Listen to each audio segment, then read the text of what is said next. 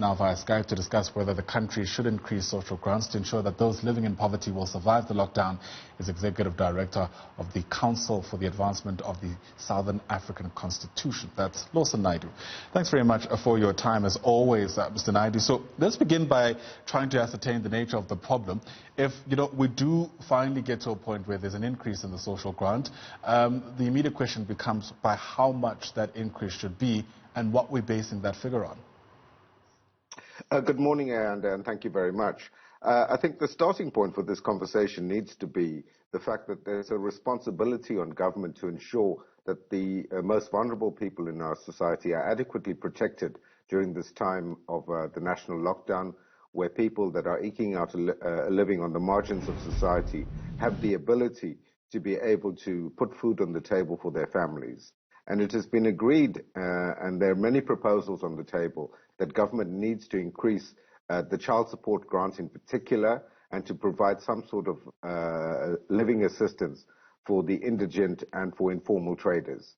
It is disappointing that Cabinet has once again yesterday deferred a decision in this regard, whereas urgent action is necessary. We're seeing the levels of frustration of people around the country unable to access food, and really people becoming very, very desperate. And it's incumbent, if the government is to lead along the lines of the vision and principles of the Constitution, to make sure that all South Africans are indeed protected at this time.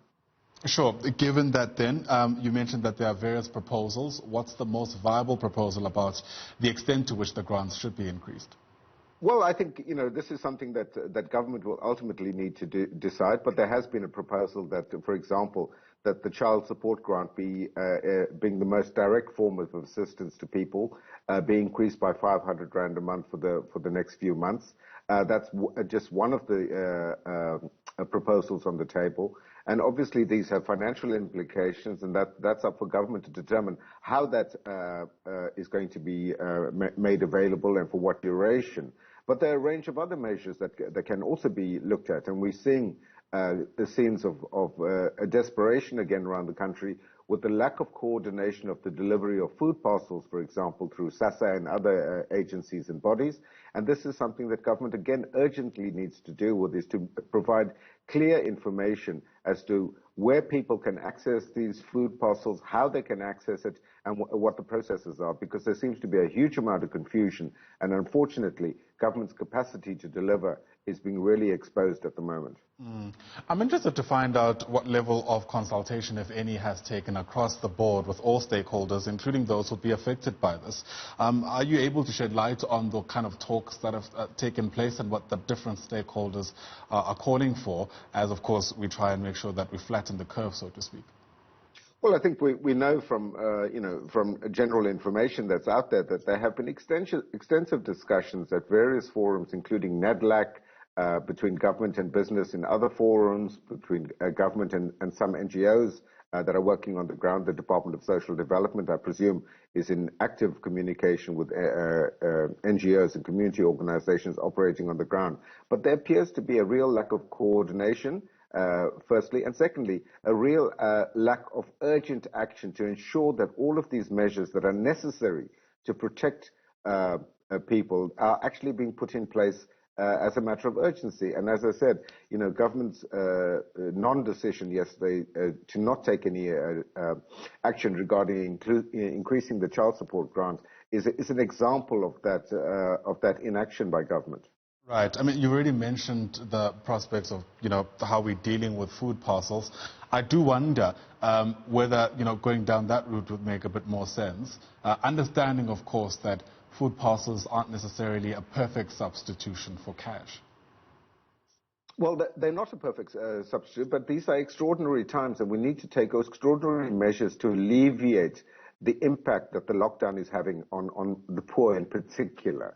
And food parcels are not the only solution, but it's a critical thing, because people who do not have access to money, who have not been able to buy and store food in advance, are living on a day-to-day basis, and people are going hungry.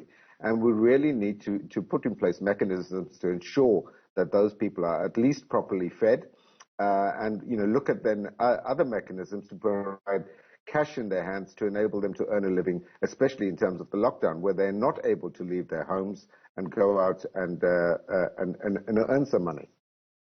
The focus of our conversation has largely been around the child support grants. I wonder whether, the same level of charitability can be extended to internet and informal traders, for instance. I mean, should we sort of look at upping the ante in the form of relief in that aspect too? Indeed, and this is an issue that the members of CASAC's Advisory Council had identified as an area where government needs to take an initiative to provide some support to the indigent, to informal traders who are unable to carry on their normal business at this time. These people live, hand to mouth, earning money on a daily basis to be able to put food on the table for their families. And if they're unable to do that, then a government needs to step in and take the lead in ensuring that those people are adequately protected so that they can indeed adhere to the terms of the lockdown. Because if we're asking people to stay at home, we're depriving them of their livelihood, and we therefore need to take steps to ensure that they are actually enabled to stick to the terms of the lockdown. One thing is clear amid all the uncertainty, and that's pressure is indeed piling on the public purse. Thanks very much for your time and for your insights. Lawson.